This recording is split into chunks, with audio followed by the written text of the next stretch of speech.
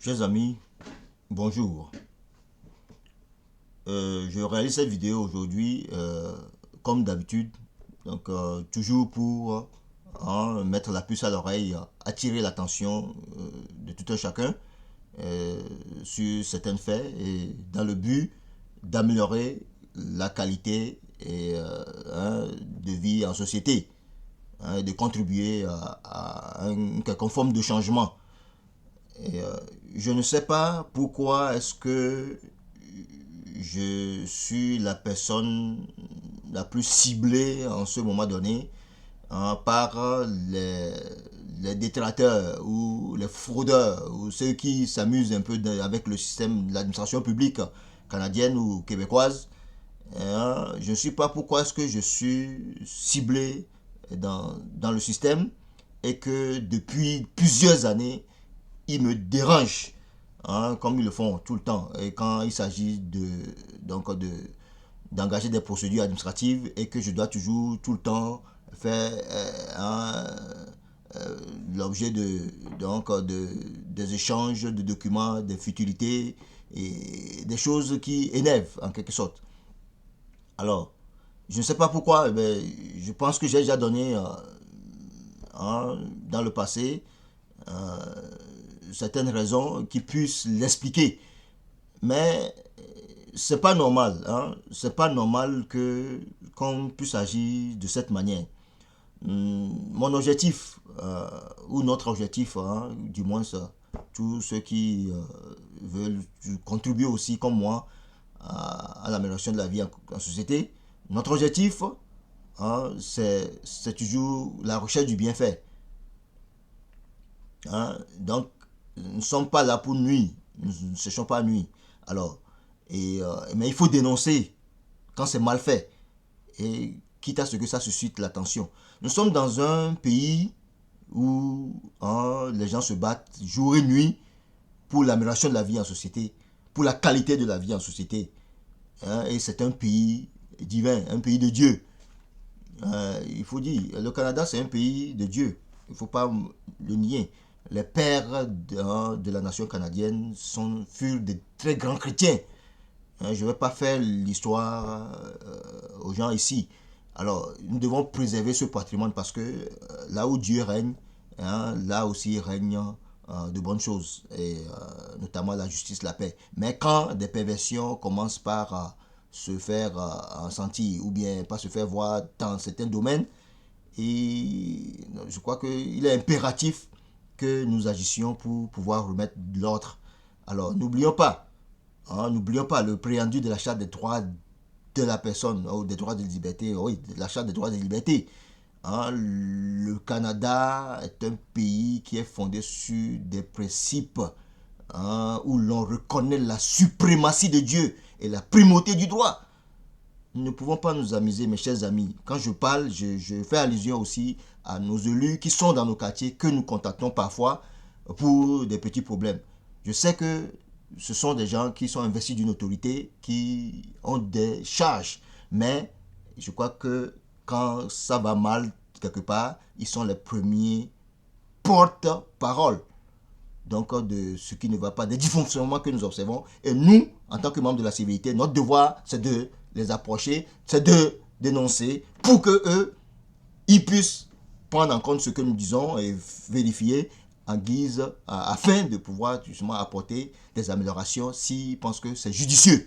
Alors, l'administration publique de manière universelle, selon ce que je crois,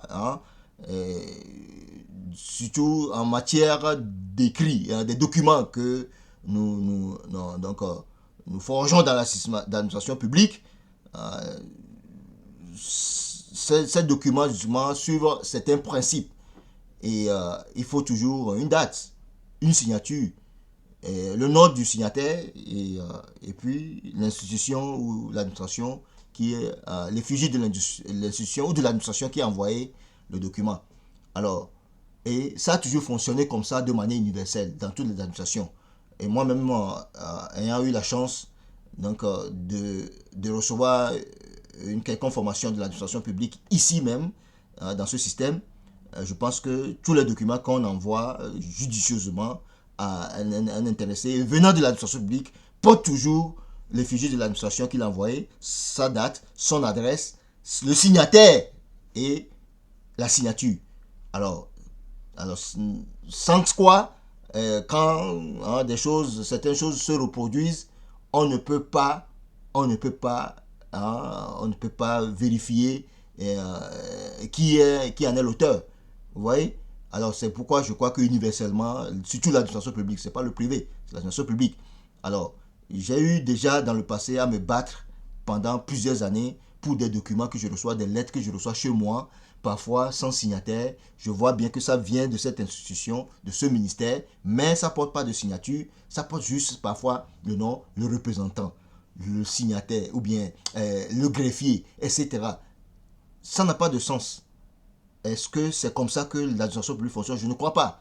Bon, maintenant, si c'est des pro-formats qui existent dans le système et que les gens utilisent, je crois que ça doit porter une signature. Dès que c'est imprimé, ça doit porter une signature pour qu'en cas de problème, on puisse remonter à la personne qui l'a envoyé pour ne pas se faire humilier et inutilement. C'est important. Alors, j'ai pendant longtemps, je me suis battu pour ça. Et surtout, dans le cadre de l'immigration, Immigration Canada, dans le passé, je me suis beaucoup battu, et même dans le cadre de l'administration judiciaire. Et je me suis aussi beaucoup battu. Et à un certain moment donné, j'ai commencé par voir, oui, les lettres que je recevais portaient le nom de quelqu'un avec une signature. Et j'ai vu que, voilà, donc les gens ont veillé à ce que, voilà, cela se fasse dans les normes. Parce que c'est comme ça que fonctionne toujours l'administration. Alors, si ça vient à en être autrement, c'est là où ça devient suspect. On se demande, est-ce que c'est vraiment de l'administration qui me l'a envoyé ou bien c'est pas frauduleux, c'est pas quelqu'un qui m'a envoyé cela. Vous voyez, c'est important ce que je suis en train de dire. On peut se faire mal dans l'administration. Comme je le dis, les gens utilisent le canal de l'administration pour faire mal aux autres, pour bloquer les gens dans le système. Et c'est de notre devoir de vérifier et de voir si nous entendons de ces genres de dénonciations comme je le fais aujourd'hui. Il est de notre devoir de vérifier ce qui se passe. Est-ce qu'on suit les procédures? Est-ce que cela se fait normalement? Alors, ce qui fait que je réalise cette vidéo, c'est une lettre que je reçois de Immigration Canada, que j'ai reçue la semaine dernière. Et une lettre que j'ai reçue de Immigration Canada. Mais cette lettre, je l'avais déjà reçue dans le passé. Et j'ai fait allusion, justement, en la recevant. Ça porte bien un numéro de téléphone qu'on peut appeler, mais un numéro de téléphone, on appelle. Et c'est difficilement qu'on joint des gens au bout de ligne, en bout de ligne. Parce que c'est toujours, les gens sont toujours occupés. Alors, c'est difficilement, je le dis bien, qu'on arrive à joindre les gens avec ce numéro pour vérifier. Et c'est ce que j'ai fait, fatigué. Ce qui fait que je me suis dit, ben, il faut réaliser une vidéo et puis les uns et les autres qui vont écouter, ils vont voir, il y a un problème. Alors, et peut-être que ça va susciter des idées aux gens pour pour mieux aider l'administration publique et, dans la formation qu'on donne aux recrues, aux nouveaux recrues de l'administration publique. Donc, dans les formations, ils vont, à partir de cet instant, prendre l'habitude de signer, de mettre leur nom. Et comme ça, quand il y a un problème, on peut reconnaître, on peut faire la traçabilité et remonter à celui qui a libéré le document. Donc, alors, ce document-ci, je l'avais reçu, justement, il y a de cela 6 mois, 5 mois déjà, 5 mois, le mois de juin, je crois. Donc, ça fait déjà 5 mois, bientôt 6 mois. Alors, et quand je l'ai reçu, donc, j'ai envoyé tout ce qu'ils avaient demandé, tout ce qu'ils m'ont demandé, je leur ai envoyé. Et parce qu'il y a des choses qu'on reçoit aussi directement d'autres administrations publiques. Et donc, bref, je ne vais pas donner plus de précisions ici pour le moment. Alors, tous les documents ont été envoyés conformément à ce qu'ils ont demandé. Et j'ai bien fait, au moins, au niveau de Post Canada, j'ai bien fait au moins d'envoyer le tout par courrier recommandé pour pouvoir justement suivre le courrier pour la traçabilité, comme je le dis. C'est comme ça, c'est important. Alors, vu l'importance de la lettre. Alors, donc, je suis vraiment étonné que nous sommes en décembre, ou bien fin novembre, là, en décembre, et en novembre, oui, fin novembre, on m'envoie, en date du 22 novembre, on m'envoie le même document, et me demandait encore les mêmes documents aussi que je dois fournir. La même lettre, mais encore retournée, mais envoyée, et on me demande les mêmes documents qui ont été déjà produits. Mais je ne sais pas pourquoi ils ont fait ça. Est-ce que c'est quelqu'un qui est en train de s'amuser encore avec le système en faisant ça? C'est pas la première fois. Pourquoi je le précise? Et je l'ai dit avec Immigration Canada, entre 2015 et 2021, j'ai eu à réaliser beaucoup de vidéos où j'ai dénoncé de ce genre de choses, où j'ai été même en confrontation avec la Cour d'appel à l'immigration en matière de renvoi, d'histoire de renvoi qui a été par la suite cassée. Donc la Cour de cassation de l'immigration a cassé cette mesure de renvoi non justifiée. Alors, mais qui m'a perdu beaucoup de temps. Et, et tout le monde le sait. Et c'était que le 7 octobre 2021 que la Cour de cassation a cassé cette mesure de renvoi inutile. Hein, il y a des futilités, des magouilleurs qui, pour avoir commis des crimes graves, ne veulent pas voir ma tête et qui ont mijoté cela en vertu des lois qui existent, ont créé ce crime rapidement. Alors, le temps vient, le jour vient où nous allons quand même en débattre et de manière vive avec les noms précis. J'ai déjà cité des noms, même à Migration Canada, si on revoit les lettres que j'ai produites depuis 2015 jusqu'à ce jour, ou même à partir du moment où j'ai été en cours d'appel, où je devais justement faire, produire des lettres à chaque mois, ou aux 3 mois, je crois, et j'ai même cité une personne cible. Et cette personne, si aujourd'hui le gouvernement du Canada ou Québec veut avoir en savoir beaucoup sur ce qui se passe dans son système, je pense que je suis prêt aujourd'hui. On interpelle cette personne, même donc pour que je puisse passer à des séries de questions. Et c'est vrai ce que je suis en train de vous dire, c'est sérieux. Et ouais, je sais ce que je fais. Je ne vais pas, je ne salis personne. Mais il est temps qu'on honore le pays de Dieu. Nous sommes dans un pays de Dieu où, avec le temps, il y a des perversions qui font que les choses ne fonctionnent pas comme ça devait fonctionner. Les pères de la nation canadienne, c'est des gens très chrétiens. Je n'ai rien à apprendre à qui que ce soit. Les pères de la Confédération canadienne sont des gens très très chrétiens. Et le psaume 72, ça a dit beaucoup de choses au monde. Lisez ce psaume est extraordinaire. Hein? Et donc, tous les citoyens canadiens doivent savoir ce que représente ce psaume pour le Canada. Alors, le verset 8 de ce psaume, je ne vais pas citer ici les choses. Alors, c'est pour dire encore que il y a des gens, c'est des chrétiens fervents qui sont inspirés par un esprit divin qui ont érigé le système canadien. Alors, nous ne devons pas nous amuser. Quand on est chrétien, convaincu de notre foi, on ne peut pas s'amuser quand on voit des perversions du système, quand le système est établi sur le rocher qu'incarne ce Dieu tout-puissant que nous adorons tous de diverses manières. Alors, nous ne pouvons pas nous amuser. Donc, notre intervention n'est pas seulement pour défendre les intérêts divins, mais pour défendre la nation dans laquelle nous sommes et qui nous a accueillis. Alors, c'est important. Alors, le psaume 72, c'est un psaume puissant, un psaume fort. Lisez ce psaume et vous allez voir. Et à partir le verset 18 qui a inspiré même la devise canadienne. Donc voilà, je lâche le mot. Donc, et ceux qui ne le savent pas, il est là, le verset 8, je crois, du psaume 72. Alors, donc, c'est important que nous ne nous amusions pas avec les choses qui se font au Canada. Le Canada, c'est un pays de Dieu. Et quand vous y rentrez, quand vous êtes chrétien, vous allez voir comment même les gens ont érigé des temples pour Dieu. Mais donc, je ne veux pas faire ce discours ici. Alors, c'est bien de le dire. Et il faut le dire. Donc, c'est un pays où les gens adorent, ou adoraient beaucoup Dieu. Mais avec le temps, il y a des perversions qui sont rentrées dans la société, des déceptions, et qui fait que, il y a des relâchements par rapport à cet amour ardent pour Dieu. Voilà. Donc, mais nous avons un devoir, pour ceux qui sont encore animés de cette fièvre, nous avons un devoir.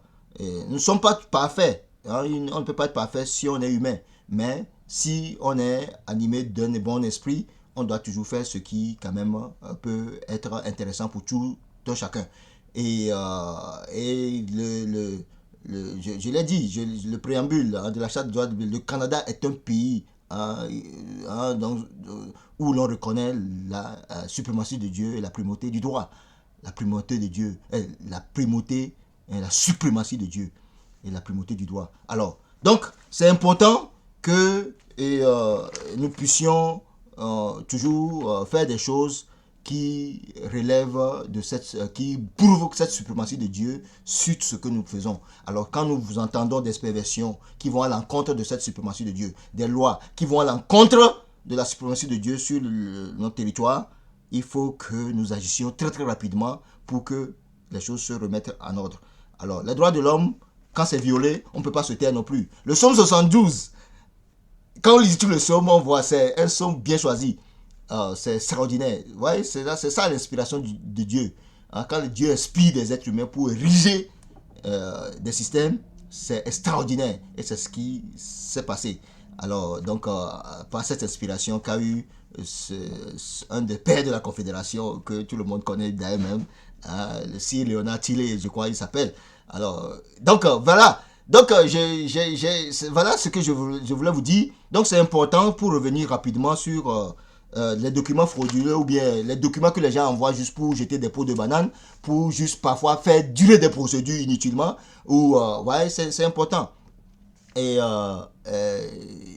c'est très très important. Un document qu'on a déjà envoyé, qui n'est pas signé d'ailleurs, on ne sait pas qui l'a envoyé. Tout ce qu'on sait, c'est que ça vient d'un ministère, qui est le ministère de Migration, qui a été produit en date du 22 novembre. Mais à part ça, on n'a plus rien, on ne sait pas qui l'a envoyé. Alors que ce document, une fois que ça a été envoyé dans un premier temps, oui, l'intéressé a répondu, a fourni tous les documents avec preuve à l'appui.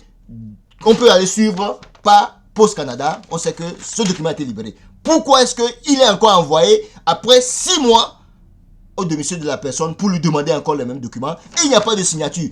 Aujourd'hui, je ne peux pas me retourner vers l'immigration Canada pour leur dire, écoutez, dans le système, quelqu'un m'a encore envoyé un document et je ne sais pas qui l'a envoyé et pourquoi il me l'a envoyé. Vous voyez, c'est important. C'est pourquoi je suis en train d'attirer l'attention pour dire que il y a des principes de l'administration publique qui sont en train d'être violés. Il faut toujours que les gens mettent leur nom et leur signature sur les documents qu'on nous envoie dans nos maisons pour que s'il y a un problème, on puisse interpeller. Oui, le bureau en question pour qu'on sache qui a envoyé cela. C'est comme ça qu'on détruit la vie des gens. Je vais vous dire, je l'avais signalé aussi dans le système, surtout dans l'administration judiciaire. C'est un problème, un phénomène courant dans l'administration judiciaire surtout. Il y a des moments où j'ai reçu des lettres qui provenaient des cours judiciaires, là, de l'administration judiciaire, et ça portait que la signature, le greffier. Je vous l'ai dit, un petit avocat ou un avocat qui veut, ou une avocate qui veut vous casser les pieds pour avoir fait des bêtises, ou je sais pas, vous envoie un document à la maison, bêtement parlant, vous allez prendre ça pour acquis. Pourquoi? Parce que non seulement ça porte l'effigie de l'administration judiciaire, mais en bas, c'est pas un vrai document. Parce que c'est juste le greffier. C'est un proforma, quelque chose qui existe déjà dans le système. Ils ont imprimé juste et vous l'ont mis dans sous pli et on vous l'a envoyé chez vous. Mais vous allez prendre ça pour acquis. Vous allez commencer par tourner en rond, tourner. Et après, c'est comme ça qu'ils font pour vous prendre dans leur filet. C'est comme ça, c'est un des moyens utilisés pour prendre les gens dans leur filet quand ils finissent de commettre des bévues, des erreurs. Je vous dis la vérité, c'est un des moyens. Je ne dis pas que c'est comme ça seulement ils font. Je vais pouvoir vous dévoiler ce qui se passe avec le temps, mollo mollo. C'est pourquoi on m'en veut, parce que je parle trop, je dis trop des choses qu'on ne veut pas entendre. Mais c'est la seule manière pour nous hein, de pouvoir remettre hein, ce qui est à Dieu. La suprématie de Dieu pour pouvoir se refléter. Hein, lisez le psaume 72 pour voir le reflet. Donc c'est ce que ça devrait refléter, hein, ce que nous devons refléter. Je crois que c'est ça. Alors, donc, nous devons dénoncer ces genres de choses pour pouvoir refaire émonder les perversions du système. Alors, donc, c'est ça ma remarque ce matin. L'administration publique, je ne sais pas, les inspecteurs de l'administration publique, il est temps que nous insistions sur le fait que tout document qui existe déjà dans le système informatique, qui peut être imprimé et envoyé à quelqu'un, que tous ces documents, ou bien produits par la base de données, que tous ces documents, on puisse les imprimer, les signer avec le nom du signateur, que ce soit même un agent de service à la clientèle qui l'envoie, qu'il le signe. Parce que si ça vient créer des problèmes à l'intéressé, si c'est un coup bas qu'on a fait pour créer des ennuis à l'intéressé ou bien pour prolonger peut-être les délais, etc. Il y a beaucoup d'aspects. Au moins, l'intéressé, quand il est avisé ou bien lorsqu'il va peut-être se plaindre quelque part, on voit, mais qui vous a envoyé ça? C'est qui? Vous voyez? On voit directement le nom et on peut résoudre le problème. Ça, c'est un moyen facile aussi de résoudre le problème. Parce que maintenant, une lettre qui a été envoyée, qui porte bien, on voit Citoyenneté Immigration Canada. Le représentant de la citoyenneté, c'est qui ce représentant? Ça vient de ce bureau, programme bureau Saint-Jacques, hein, 10-25 rue Saint-Jacques. Mais, ok, d'accord, on sait le bureau. Mais qui est-ce qui l'a imprimé, qui l'a envoyé? Dans la mesure où le document avait déjà été envoyé dans le passé et avec tout ce qui a été demandé a été fourni. Alors, vous voyez, c'est important. Donc, c'est très très important ce que je dis là. C'est bien que nos élus qui écoutent des choses comme ça. Moi, c'est ça que je suis en train de défendre tout le temps. Et c'est le rôle des élus. Hein, et surtout quand les membres de la civilité vont les rencontrer, leur dire des choses. Je crois que quand ils prennent note, c'est ça qui devait être leur combat. Hein, les combats financiers, les combats économiques, je crois que le gouvernement fait déjà ces combats. C'est vrai. Oui, les élus vont contribuer à appuyer le combat du gouvernement dans la mesure où peut-être que certaines choses ne sont pas parfaites. Mais ça ne devait pas être prioritairement leur combat. Parce que le gouvernement veut toujours la prospérité de sa civilité. Mais les élus dans les quartiers doivent récolter les problèmes sociaux afin de les ériger en loi pour contribuer à l'amélioration de la vie en société. C'est ça qu'ils devaient faire. Moi, je ne suis rien en ce moment dans la société. Pas rien au sens propre. Rien au sens où je ne suis pas un élu. Oui, parce qu'il n'y a personne qui soit rien là dans la vie. Il n'y a personne qui soit rien. Chacun a quelque chose. Hein, c'est la preuve que tout être humain créé sur la terre a une empreinte digitale unique. Il n'y en a pas deux. Donc, ça veut dire qu'on est quelque chose. Aux yeux de Dieu, on est quelque chose. Et quand vous lisez les paroles de Dieu, vous allez voir. Avant même que vous soyez créé, Dieu dit qu'il vous connaissait. Hein, il connaissait dans Jérémie. Hein, quand vous lisez, ça commence. Hein, avant même que tu sois né, je te connaissais. Alors, chaque être humain est connu, bien connu. Donc, il n'y a personne qui soit rien dans la société. Il n'y a rien qui soit, personne qui soit rien dans la société civile. Tout un chacun est quelque chose.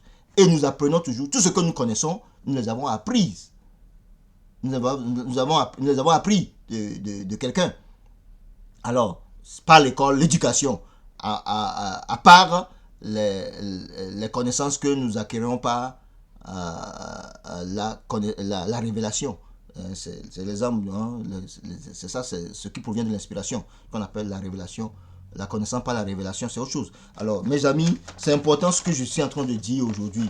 C'est très important que nous insistions. Oui, l'administration publique fonctionne déjà avec des signatures, des documents, mais quand ça vient à être juste imprimé comme ça, envoyé, on ne sait pas qui l'a envoyé. Parce que quand je me présente dans un bureau, aujourd'hui, je me plains dans un bureau de député ou quoi, je dis voilà ce qui se passe. Et je crois que quelqu'un est en train de mettre encore les bâtons dans les roues. Alors, mais comment est-ce que ça va l'aider à me suivre rapidement? Même si on lance la recherche, oui, on peut voir avec les numéros qui sont là, aller voir. Mais ce n'est pas en parlant de cet instant qu'on va commencer par fouiller. Ah, mais bien, dis donc, il a déjà envoyé les documents, effectivement. Oh, ok, d'accord, peut-être c'est une erreur. Vous voyez? Alors, mais quand il y a un nom en même temps, on dit, mais pourquoi est-ce que tu as envoyé ce document? Pourquoi est-ce que tu as encore envoyé ça alors que, vous voyez, c'est très important ce que je t'ai dit. Parce que la personne a signé la porte, ça porte son nom, pas juste le représentant. C'est très important ce que nous sommes en train de dire là. Surtout, l'important de ce que je dis se retrouve dans l'administration judiciaire. C'est là où on tue les êtres humains innocents. Quelqu'un chez lui, on lui envoie des documents frauduleux pour l'interpeller. On lui envoie des choses pour l'interpeller en cours, bien pour... il ne sait même pas qui l'a envoyé. Et parfois même quand il sait, même peut-être que c'est des choses déjà résolues. C'est des coups. C'est des coups bas, c'est des pots de banane pour foutre la merde dans la vie des autres. Alors, mais on ne peut pas suivre, faire le suivi. Et pour la traçabilité, savoir qui, jusqu'à retrouver la personne qui l'a fait. Alors, c'est important que nous insistions sur les documents que les gens nous envoient, la signature des documents que les gens nous envoient provenant de l'administration publique. C'est important qu'on mette l'accent, que ce soit au niveau des services à la clientèle, si la personne qui est investie de l'autorité pour envoyer ce document, même si cette personne est juste un représentant de service à la clientèle, cette personne doit signer le document ou porter son numéro et son nom, surtout son nom. C'est important pour qu'on retrouve cela. C'est important pour que les fraudes ou bien les magouilles que les gens peuvent faire, on puisse réduire les magouilles. Et je sais ce que je dis. Dans le passé, j'en ai reçu, les greffiers, etc. Il y a des documents qu'on reçoit. Donc c'est important. Alors voilà, c'est ce pourquoi ce matin, je réalise cette vidéo pour rapidement donc attirer votre attention. Donc c'est important. Il faut que nous mettions les points sur les i pour qu'on ne vienne pas à détruire des vies innocentes ou à magouiller tout le temps, à perpétuer des procédures, des choses qui peuvent se résoudre en quelques minutes. On va prendre des années pour les résoudre parce que quoi, à chaque fois que les choses sont résolues, quelqu'un essaie d'envoyer un document par la suite pour dire que non, c'est pas encore envoyé et ainsi de suite. Mais heureusement, il y a les suivis qui sont faits. Bon, heureusement. Bon, mais c'est important, mes amis, ce que je suis en train de dire. Donc, nous sommes dans un pays où l'on reconnaît la suprématie de Dieu et la primauté du droit. Alors, la primauté du droit, les droits, quand ils sont violés, nous avons le devoir de les réparer. Donc, je crois que c'est ça. C'est ça ma remarque de ce matin. Et pour le reste, nous avons toujours nous battre pour que les droits de l'homme soient respectés. Mais je suis toujours dans l'attente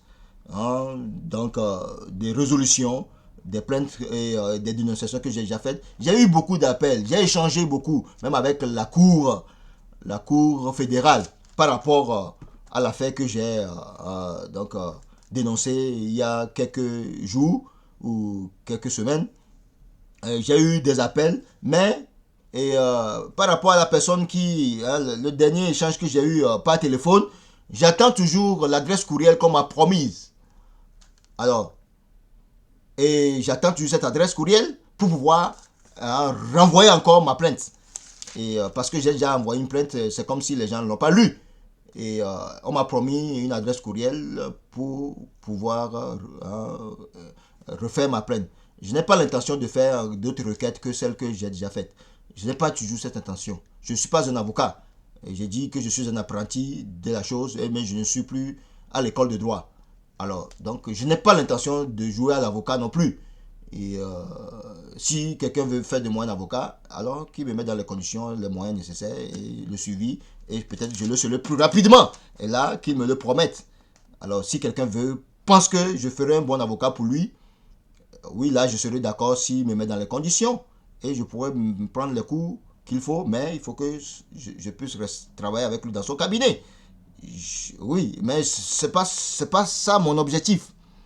Et mon objectif, ici, c'est de contribuer à l'amélioration de la vie en société et d'aider les gens, de réveiller les esprits qui dorment, les consciences qui dorment par rapport aux violations des droits humains dans un État qui est érigé pour Dieu, où les droits de l'homme ne sont pas censés être violés. Alors c'est ça mon objectif. Défendre la violation des droits de l'homme jusqu'à ce que les droits soient réparés. Alors je vous exhorte les uns les autres, chers amis, de faire en sorte que la gloire de Dieu puisse se proclamer et continuer à se proclamer dans un pays qui lui est destiné. Je vous remercie.